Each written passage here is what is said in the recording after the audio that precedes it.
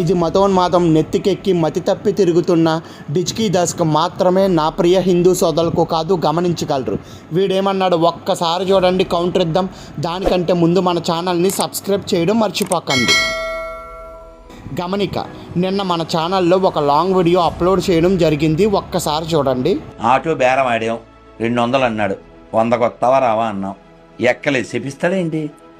ఏమంటే ఒక ఆటో ఓడే చెప్పించకపోతే అందరికీ మూలము సర్వశక్తిమంతుడనే వాడు నిన్ను శపిస్తాడా?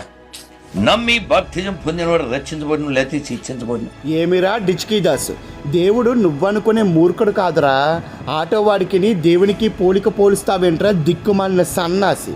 మార్కు సువార్త రోమాలో ఉన్న అన్యజనులకు వ్రాయబడిన సువార్త.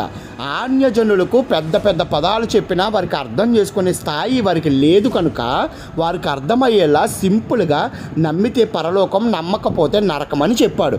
ఇకపోతే దీనిపై నేను లాంగ్ వీడియో చేస్తాను, అప్పుడు డీప్ ఎక్స్ప్లెనేషన్ ఇస్తాను. అయితే మీ హిందూ వాంగ్మయంలో 28 నరకాలు ఉన్నాయి. అవి దేనికి? పాపానికే కదా. అందులో ఒక నరకం ఉంది, అదేంటో తెలుసా? భాగవత పురాణం 5వ స్కందం 26వ శ్లోకంలో లాలాభక్ష నరకం ఉంటుంది. అంటే ఏంటో తెలుసా? అది వీర్య నరకం. పాపిని ఇందులో పడేసి వీర్యాన్ని త్రాగిస్తారు.